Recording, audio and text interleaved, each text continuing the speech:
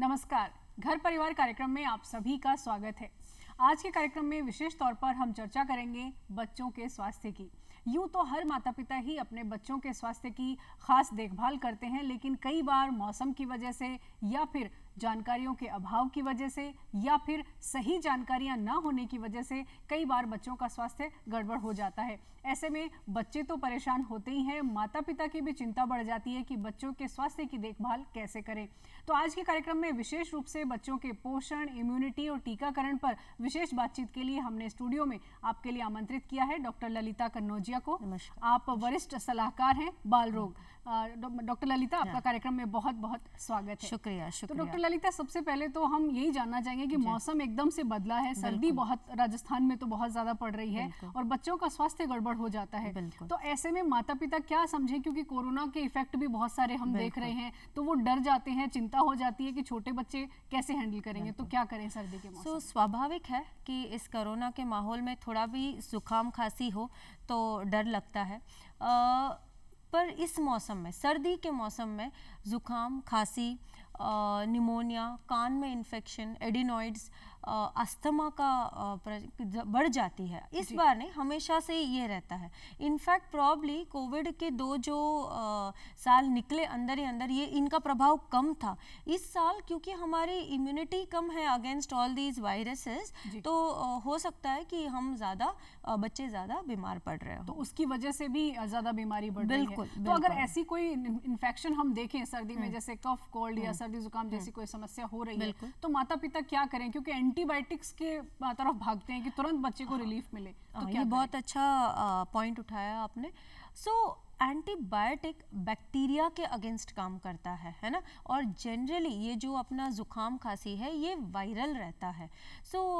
Antibiotic इनके against काम करता ही नहीं। उल्टा हम बिना कारण एंटीबायोटिक लें तो हमें उसके साइड इफ़ेक्ट ज़्यादा भुगतने पड़ सकते हैं।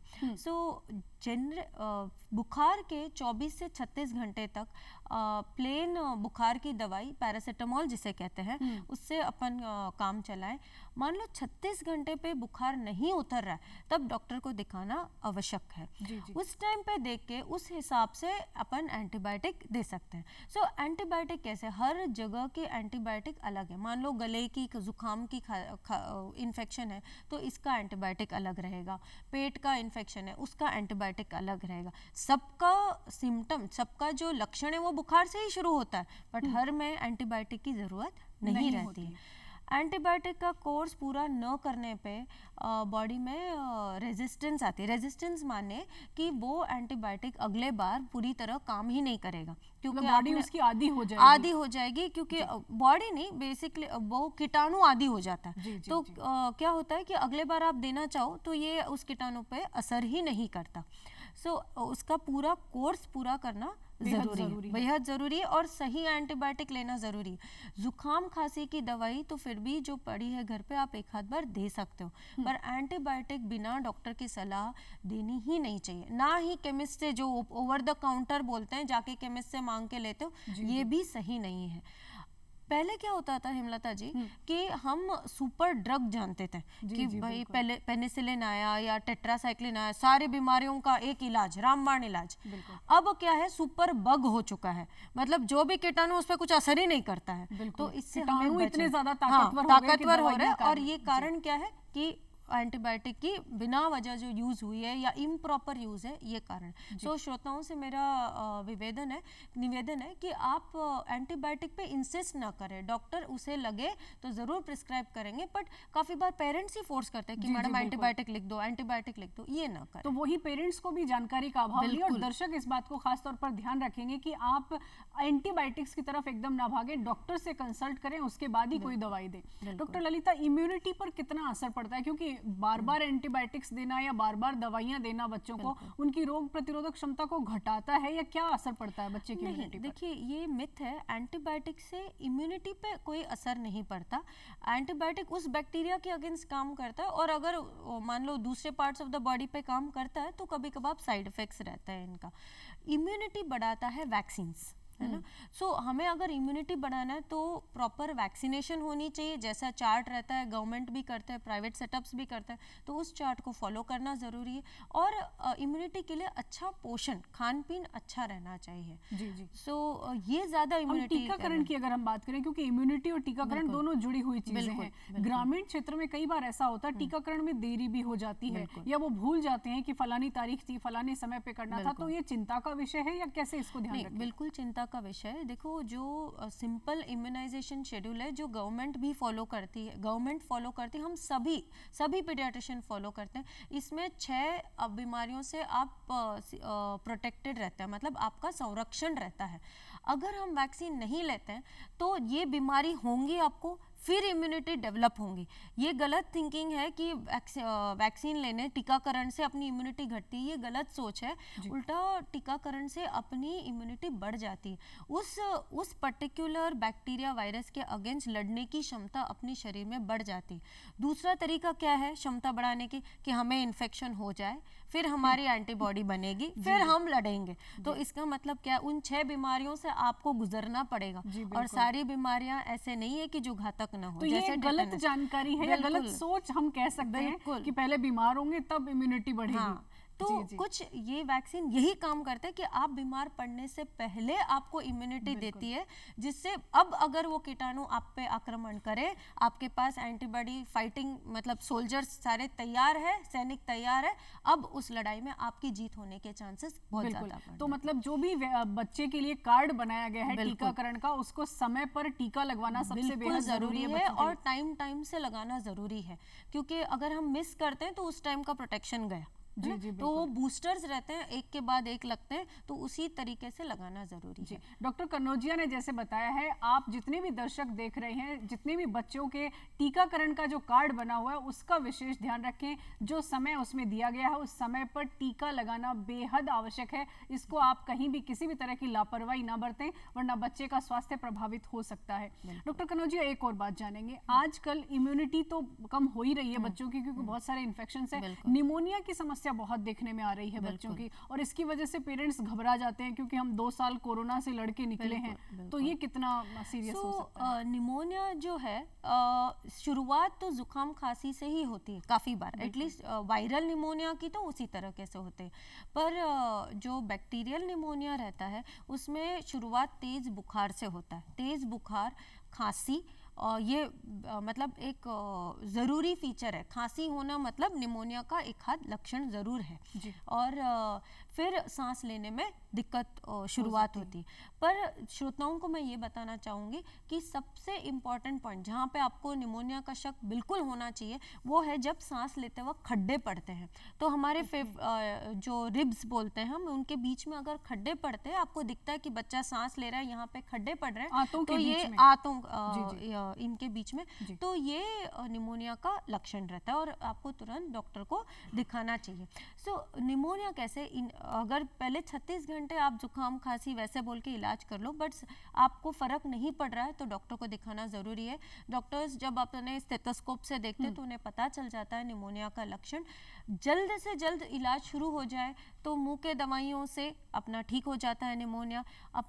हम इसे नहीं ध्यान दें इन पे और बीमारी बढ़ जाती है, फिर हमें नस से दवाइयाँ देनी पड़ती है, थोड़ा घातक होने का भी डर रहता है और भाप भी लगवाना पड़ सकता है। जी डॉक्टर कनौजिया, बहुत ही अहम जानकारी आप दे रहे हैं। ऐसी स्थिति में बच्चे जो स्कूल जा रहे हैं उनको स्कूल तो कम से कम नहीं जाना चाहिए, क्योंकि वो दूसरों को भी फैल सकता है। वो बिल्कुल। एक बात और मेरे जहन में आ रही है कि पिछले दिनों डेंगू का भी बहुत ज्यादा असर रहा। बड़े व्यक्ति तो चलिए जैसे तैसे मैनेज कर लेते हैं, लेकिन छोटे बच्चों के जो ऑर्गन्स हैं वो कहीं ना कहीं इफेक्ट हो जाते हैं, और ऐसे जो बच्चे हैं वो ज्यादा इस तरह की समस्या से जूझते हैं। तो ऐसे बच्चों के लिए आप क्या कहेंगे? देखिए, डेंगू वायरस इन्फेक्शन है और हमेशा वायरस, कोई भी वायरल इन्फेक्शन लो, आपकी इम्यूनिटी घटाता है, आपके बोन मैरो को सप्रेस करके उसमें इम्यूनिटी आपकी घट जाती है। तो इसमें आपको इनकी इम्यूनिटी बढ़ाने के लिए इनके खान पीन पे विशेष ध्यान रखना चाहिए। अपनी, अब जैसे सर्दी का मौसम है, हरी सब्जियां आ रही है, तो हरी सब्जियां बहुत अच्छा माना जाता है इम्यूनिटी बढ़ाने के लिए। दूसरा है अपने मौसम्बी, ऑरेंज, ये जो फल है, नारंगी ये फल है, ये इनको सिट्रस फ्रूट्स माना जाता है और इनसे भी विटामिन सी का शरीर में अपन ले पाते हैं और जिससे फाइटिंग फोर्स बढ़ जाता है। लहसुन, गार्लिक जिसे बोलते हैं, लहसुन, ये भी बहुत अच्छा माना जाता है इम्यूनिटी। थोड़े बच्चों को दे सकते हैं लहसुन? बिल्कुल, इसकी मात्रा का विशेष, क्योंकि कई बार बच्चों को सूप में या कैसे भी दिया जा सकता है। जैसे ना 6 महीने से ऊपर आप बच्चों को खिलाना शुरू करते हैं, जैसे खिचड़ी है, सूप है, एक लहसुन का दाना कूट के डाल दो, इसमें कोई नुकसान नहीं है, बिल्कुल भी नुकसान नहीं, उल्टा कुछ फायदा ही करेगा। और 1 साल के ऊपर के बच्चों को शहद और अदरक हम देते हैं, जो अपने पुराने जमाने से चल रहा है, ये भी दे सकते हैं, ये भी अच्छा माना जाता है इम्यूनिटी बढ़ाने के लिए। कुछ ड्राई फ्रूट्स जो अपन बोलते हैं, तो ये भी ठीक रहता है, जैसे बादाम है, खजूर है, ये अच्छा माना जाता है इम्यूनिटी के हिसाब से। रात, आजकल बच्चों को आप देखते हो मोबाइल पे है, रात के लेट सोते हैं, तो पूरी नींद होना भी ज़रूरी है इम्यूनिटी पूरा करने के लिए। बच्चों को खेलने कूदने देना चाहिए। इस बार देखा जाए, एक तो कोविड में वैसे ही अंदर रहे और अब ये रहता है कि ठंड हो मत बाहर जाओ या इन्फेक्शन है मत बाहर जाओ, तो एक्सरसाइज नहीं रहा तो भी बीमार पड़ने के चांसेस हमारे ज़्यादा। रेगुलर एक्टिविटी भी रहे तो प्रॉपर रेस्ट भी बच्चे को बिल्कुल बिल्कुल। और पानी, जो अब जैसे सर्दी का मौसम है, पानी हम खुद ही कम पीते हैं, बट पानी के कमी से इन्फेक्शन के चांसेस बढ़े, यूरिन इन्फेक्शन के चांसेस बढ़ जाते हैं और बाकी इन्फेक्शंस के भी। मैं इसी टॉपिक पर आने चाह रही थी डॉक्टर कनौजिया, छोटे बच्चों में, क्योंकि बच्चे स्कूल भी जाते हैं और एक टॉयलेट होता है जिसे बहुत सारे बच्चे यूज करते हैं, कई बार यूरिन इन्फेक्शन हो जाता है और वो पेरेंट्स से बता भी नहीं सकते कि हमें क्या प्रॉब्लम है, तो इस तरह के जो इन्फेक्शन है उनको कैसे, जो पेरेंट्स हैं उनके लिए बड़ी चुनौती बन जाती है। सो देखिए, एक छोटा बच्चा ये बताएंगे नहीं उनको जलन हो रहा है, पर शायद रोएंगे, वहाँ क्लीन करने नहीं देंगे, तो एक माता पिता को ये है कि एक तो पानी का बिल्कुल ध्यान रखना है ना, लगभग 6 से 8 ग्लास दिन में होनी ही चाहिए। पानी मतलब ना सिर्फ पानी नहीं, लिक्विड्स माने सूप है, जूस है, शिकंजी है, लस्सी है, छाछ है, राबड़ी है, ये सब जो है इनको लिक्विड में माना जाएगा और 6 से 8 ग्लास दिन में होना ही चाहिए। और बच्चे को पूछते रहिए कितने बार पेशाब कर रहे हैं, इस पे ध्यान रखना चाहिए।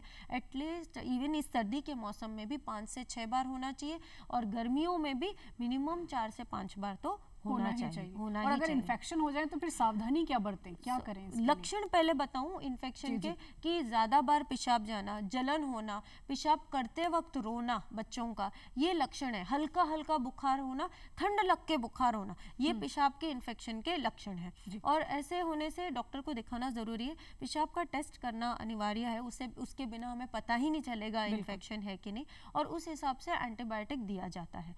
पेशाब का इन्फेक्शन बैक्टीरियल ही रहता है और उसके लिए प्रॉपर समय में एंटीबायोटिक देना जरूरी रहता है। एक और बात डॉक्टर कनौजिया, ये तो हुई इन्फेक्शंस की बात, आप न्यूट्रिशन की बात कर रहे हैं। बच्चे इतने ज्यादा, मतलब उनको कलरफुल फूड चाहिए।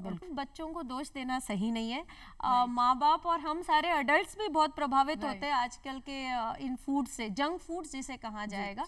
और टीवी पे इनके ऐड वगैरह आते तो उनका भी सभी को मन करता है कि खाने का इन चीज़ों का। पर देखिए, ये जो जंक फूड जिसे हम कहते हैं, तो इसमें कैसे पास्ता, पिज्ज़ा जैसे आप कहते हैं, इनमें या तो कार्बोहाइड्रेट की कंटेंट बहुत हाई रहती या तो फैट की कंटेंट बहुत हाई रहती है। एक जैसे हम घर पे दाल चावल रोटी दाल खाते हैं, जैसे बैलेंस्ड डाइट माना जाता है, वो इसमें नहीं पाया जाता। प्लस टेस्ट इतना अच्छा रहता है, नमक तेल ज़्यादा रहने के नाते हम एडिक्ट हो जाते हैं इनको, हमें बार बार वही खाने का मन करता है। तो इसका क्या तोड़का है?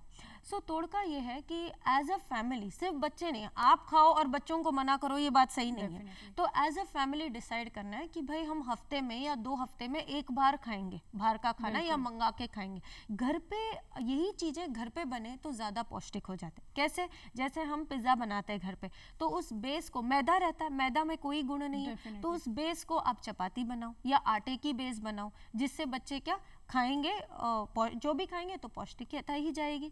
छोले भटूरे के बदले छोले चावल की तरफ शिफ्ट हो जाओ। छोले प्रोटीन है, ये हाई कैलोरी है, बाहर का खाते हो तो तेल ज्यादा रहता है, आप घर पे बनाओगे तो इसमें आपका निरीक्षण रहता है, तो छोले चावल पे शिफ्ट हो जाओ। को भी थोड़े एक्स्ट्रा एफर्ट्स करने पड़ेंगे और हेल्दियर ऑप्शंस की तरफ शिफ्ट कर। देखो क्या होता है, काफी बार वर्किंग पेरेंट्स आते हैं, घर पे आते ही बच्चा जिद करता है, आप पैकेट पकड़ा देते हो चिप्स की, बिस्किट की, पर ये बात गलत है। घर पे आप आटे की की मठड़ी बना के रखो, मखाने सेक के रखो, पनीर चाट बनाओ या भेल बनाओ, जो सिंपल 5-10 मिनट में होने की चीजें हैं। ये चीजें ज्यादा दीजिएगा, ना कि पैकेट की और या बाजार की चीजें पकड़ने आपने वर्किंग पेरेंट्स की बात की, तो वर्किंग पेरेंट्स के लिए तो डबल रिस्पॉन्सिबिलिटी हो जाती है, बच्चे के न्यूट्रिशन का, इम्यूनिटी का ध्यान रखना और प्लस अपना काम भी करना। तो फूड में क्या क्या चीजें ऐड करें, एज एन डॉक्टर आपसे हम पूछेंगे क्या क्या चीजें होनी चाहिए, क्योंकि बच्चे का भी टिफिन जा रहा है, स्कूल जा रहा है बच्चा, तो क्या वर्किंग पेरेंट्स को मेरी ये राय है कि आप है ना एक हफ्ते का डाइट चार्ट बना के रखिएगा। मोस्ट मदर्स क्या होता है, अब कल काम पे भी जाना है, कल टिफिन पे क्या बनना है ये रात को सोचोगे, तो फिर कुछ ना कुछ नहीं है तो आप कुछ ना कुछ पैकेट की चीजें दे दोगे कि अच्छा ये ले जाओ, यही बन सकता है। उससे अच्छा ये रहता है कि आप संडे को बैठ के प्लान करो मील, तो इससे क्या आपको बस देखना अच्छा मंडे को ये टिफिन बननी है, तो वो आप उस हिसाब से अपने सामान रेडी करके रख सकते हो। आप टिफिन, आजकल के बच्चे देखो वैसे नहीं रहे कि आपने बोल दिया या दे दिया और इन्होंने खा लिया, वैसे नहीं। पर ये समझदार बच्चे भी हैं हेमलता जी, तो इनके साथ डिस्कस करके बैठो कि भाई आप क्या चाहते हो टिफिन में। हफ्ते में 2 बार आपकी मन की होगी, बाकी 3 बार मेरी मन की होगी, और जो होगा वो हेल्दी होगा, है ना। तो ये होना चाहिए, तो जिससे वर्किंग पेरेंट्स को थोड़ा इजी बन जाता है काम करना। घर पे काफी बार पेरेंट्स बोलते हैं मैडम ये है ना ये कोल्ड ड्रिंक पी लेता है। अरे बट कोल्ड ड्रिंक घर पे ला कौन रहा है, आप ही ले आ रहे हो ना, तो मत लाओ, जूस बना के रखो, शिकंजी बना के रखो, ताकि बच्चा स्कूल से आए तो घर पे जो भी है, केयर टेकर है या नाना नानी दादा दादी जो भी है, उन्हें जूस या शिकंजी पकड़ाए। कई कि घर पे जो रह रहे हैं, चाहे वो हमारे जो दादा दादी हैं, नाना नानी, उनकी भी रिस्पॉन्सिबिलिटी, कई बार वो क्या करते हैं बच्चे को ज्यादा प्यार दिखाने के लिए या ज्यादा लाड दिखाने के लिए भी वो ऐसी चीजें कई बार प्रोवाइड करा देते हैं जो कि हेल्थ को नुकसान पहुंचाती है। सो लाड इतना होना चाहिए कि बच्चे की सेहत की तरफ हो, लाड ऐसा नहीं होना चाहिए कि बिगाड़ दे बच्चे। जी बिल्कुल। तो ये प्यार इतना तक सीमित होना चाहिए कि हम बच्चे की हमेशा भलाई सोचें। आपने जो पॉइंट्स आपने उठाए बहुत ही जेन्युइन है, बहुत ही ऐसे पॉइंट हैं जो डिस्कशन भी बढ़ाएंगे। देखिए संवाद भी कई बार पेरेंट्स में नहीं हो पाता है कि बच्चे के स्वास्थ्य को लेकर हम क्या करें, तो पूरा एक मैनेजमेंट है, हेल्थ मैनेजमेंट है ये। सो फैमिली एक यूनिट होता है, स्पेशली वर्किंग पेरेंट्स में मम्मी और पापा दोनों को उतना ही भागीदार होना चाहिए और केयर करना चाहिए अपने बच्चों को। एक रथ को कैसे चलाने के लिए 2 पहिए चाहिए, इस तरह है माँ और मम्मी और पापा, है ना। तो दोनों को साथ मिलके चलना है। आजकल डिस्कशन से बहुत सारी चीजें सुलझ जाते हैं, सो डिस्कस करके एक मिडल वे होना चाहिए। घर पे भी जैसे मैंने कहा वर्किंग पेरेंट्स है, सिर्फ एक की रिस्पॉन्सिबिलिटी नहीं है कि बच्चे की खान पीन की तरफ देखा जाए, रिस्पॉन्सिबिलिटी फादर की भी होती है या परिवार वालों की भी होती है कि मदर को सपोर्ट किया जाए। ये बहुत ही अहम बात आप कह रहे हैं, क्योंकि बच्चे के स्वास्थ्य की जिम्मेदारी जो है वो सिर्फ माता की नहीं हो सकती है, सिर्फ पिता की नहीं, दोनों की जिम्मेदारी है। और जैसा डॉक्टर कनौजिया कह रही है कि हफ्ते भर के लिए अगर मैनेजमेंट बना ले कि हमें हफ्ते में क्या बनाना है, बच्चे के स्वास्थ्य के लिए क्या जरूरी है, तो बहुत सारी समस्याओं का समाधान डॉक्टर निकल सकता है। हम जंक फूड की बात कर रहे हैं, हम कई बार पेरेंटिंग में हमारी इंडियन सोसाइटी में जो फादर का रोल है वो बहुत कम हो जाता है। बच्चे जो मम्मी की तरफ सॉफ्ट कॉर्नर ढूंढते हैं कि मम्मा से ये कहेंगे तो हमें मिल जाएगा, तो फादर का रोल जो वो बढ़े, तो एज ए डॉक्टर आप क्या सजेस्ट करेंगे? हेमलता जी आप सरप्राइज हो जाएंगे, फादर्स भी काफ़ी आगे आजकल आके बात करते हैं। इनफैक्ट पहले ऐसा रहता था मुझे फ़ोन सारे मम्मियों के रहता है, आजकल फादर्स फ़ोन करते हैं मुझे कि ये हो रहा है वो। सो फादर्स आर टेकिंग, मतलब अपनी कोशिश करते हैं, पर जहाँ मुझे लगता है सपोर्ट की ज़रूरत है वहाँ वो ये है कि आप बच्चों की मतलब काफ़ी बार बिगाड़ने पे होता है कि नहीं ये रो रहा है तो आप दे दो इसको, या ये मान नहीं रहा तो आप मदर ने इनकी बात खिला दो, तो ये नहीं होना चाहिए। आपने एज अ फैमिली यूनिट अपने वाइफ को सपोर्ट करके कॉमन पॉइंट ऑफ डिसिप्लिन होना चाहिए कि भाई ये अगर मना है तो दोनों से मना है, मम्मी से भी मना, पापा से भी मना। नहीं तो क्या, बच्चा तो बहुत स्मार्ट है, वो सोचता है अच्छा पापा ने मना किया मम्मी से करवाऊंगा, मम्मी ने मना किया पापा से कराऊंगा, मम्मी ने डांट दिया पापा से जाके पुचकार लिया और पढ़ाई नहीं कर ली। ऐसे नहीं, दोनों ने मिलके एक लाइन में सोचना जरूरी है, तभी आपके बच्चे की सही तरीके से बढ़त रहती है। इसी से रिलेटेड एक और समस्या, आप हैं तो डॉक्टर, लेकिन डॉक्टर एक बेहतर काउंसलर भी होते हैं ताकि पेरेंट्स की काउंसलिंग कर सकें। बच्चे को हैंडल करने के लिए मदर के पास रिस्पॉन्सिबिलिटी ज्यादा होती है और मदर क्या करती है और भी रिस्पॉन्सिबिलिटी होती है, तो उनसे थोड़ा सा बचने के लिए मोबाइल पकड़ा देते हैं, या फिर दूसरे फैमिली मेंबर लगता है बच्चा रोएगा या बच्चा कहीं और जाएगा, मोबाइल पकड़ा दो। ये कितना हेल्थ पर असर डाल रहा है और इसका सोल्यूशन क्या करें पेरेंट्स? ये अच्छा पॉइंट पूछा आपने, क्योंकि आजकल मैं देखती हूँ बच्चों का बोलना काफी लेट शुरू हो गया। वैसे 2 साल पे सेंटेंसेस मतलब एक छोटे जैसे मुझे खाना चाहिए, बाहर चलो, मम्मी मुझे पानी दो, इतना तक तो 2 साल के बच्चों ने बोलना ज़रूरी है। पर अब पाया जाता है कि 2 साल तक एक एक शब्द होता है, मम्मा, पापा, पानी, ऐसे क्यों? ये इसका कारण क्या जबकि है? वो मोबाइल चला लेते हैं। हाँ, तो ये कारण इसलिए है क्योंकि आप देखो स्क्रीन जब होता है तो स्क्रीन बोलता है, हम सुनते हैं, हमारा इंटरैक्शन नहीं है, वाद विवाद नहीं है। बच्चे सीखते हैं, पहले 2 से 4 साल तक बच्चे सीखते हैं इंटरैक्शन से, मतलब आप उनसे खेलोगे, बात करोगे, दिखाओगे, तब ये सीखते हैं। और मोबाइल और टीवी क्या है कि भाई वो चलता रहता है और बच्चा देखता रहता है, इसमें बच्चे का इंटरैक्शन, बच्चों का सहयोग कोई भी नहीं है, इसीलिए बोलना भी लेट शुरू हुआ है। दूसरा देखो, कोई तरीका नहीं है जिससे मैं जानूं कि बच्चे के मन में क्या चल रहा है।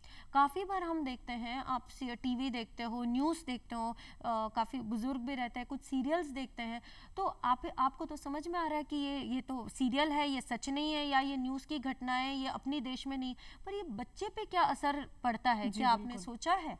तो बच्चे के मन में ये कैसे घर कहता है, इसका हमें कोई अंदाज़ा नहीं रहता। तो बच्चे क्या देखते हैं, इस पर आपका निरीक्षण होना चाहिए। मोबाइल पे भी क्या गेम खेल रहे हैं, इस पर आपका निरीक्षण होना ज़रूरी है। वही चीज़ देखा जाए और दिखाया जाए जो बच्चों के हित में हो, या बच्चे उससे कुछ गलत ना सीखे। 2 साल तक मोबाइल मना है, कोई भी स्क्रीन मना है, टीवी, मोबाइल सब मना है।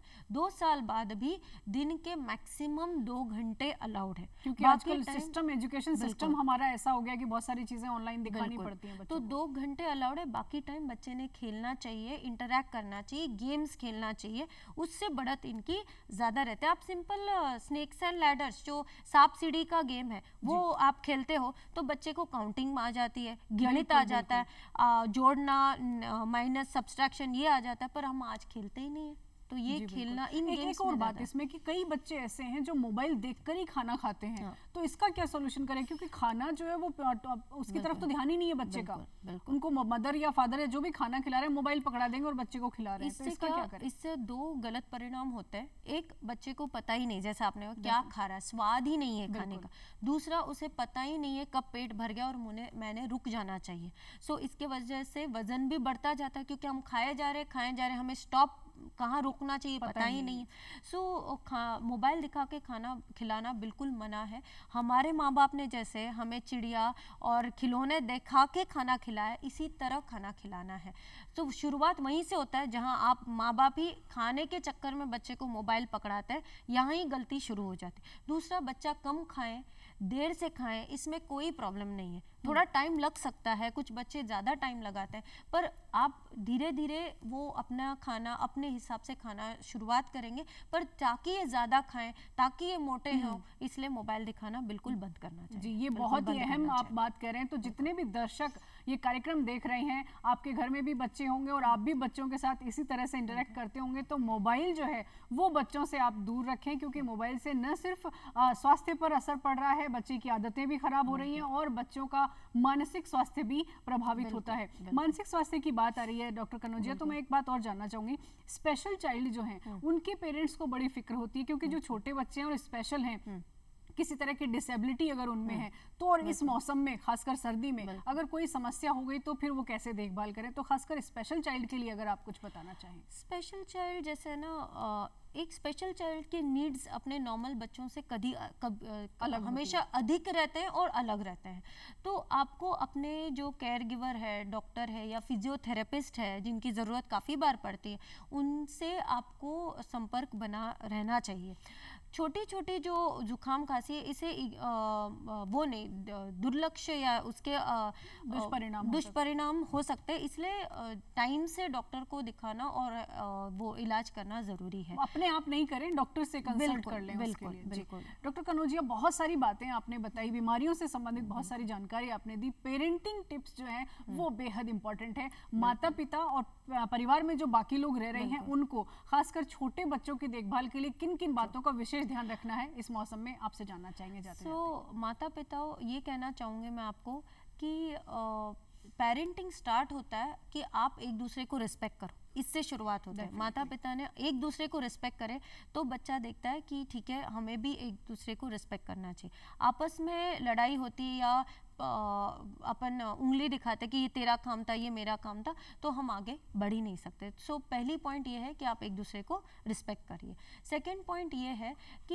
ये मत फिक्र कीजिए कि बच्चा हमारे सुन नहीं रहा बात, ये फिक्र कीजिए कि वो आपको हमेशा देख रहा है, आप क्या कर रहे हो ये देख रहा है ना। सो आपने मान लो फ़ोन आया और आपने बोला कि अरे बोल दो मैं घर पे नहीं हूँ, तो आपने यहाँ झूठ कहा, कल को वो अपना रिपोर्ट कार्ड आपको नहीं दिखाता है या झूठ बोलता है, तो शुरुआत आपसे ही हुई है ना। तो वो आईने की तरह है, जो वो करता है आप मान के चलो ये आप ही से सीख रहे हैं। सो ये मत चिंता करो कि ये आपके सुन नहीं रहे, ये चिंता करो कि ये आपको हमेशा देख रहे हैं और इसीलिए हम हमारा खुद का ये सही होना चाहिए।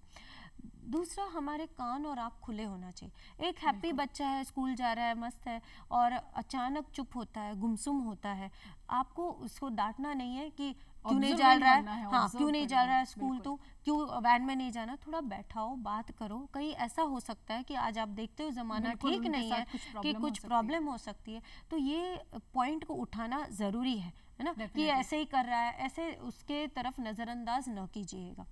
दूसरी पॉइंट है कि हम उन्हें प्यार और मार्क्स को जोड़े नहीं। प्यार कोई कंडीशन से नहीं होना चाहिए कि आपके मार्क्स आ गए, आ जाओ मैं आपको एक पप्पी दे दूं या आपको जादू की झप्पी दे दूं।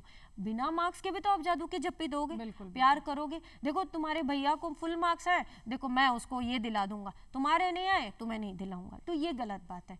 प्यार और मार्क्स और रिजल्ट्स ये कहीं जुड़े नहीं होना चाहिए। अनकंडीशनल, जिसके कोई पैरामीटर नहीं है, ऐसा प्यार होना चाहिए अपने बच्चों की तरफ। एंड लास्ट चीज़, पेरेंट्स, ऐसा है कि हम उनको जड़ तो देते हैं।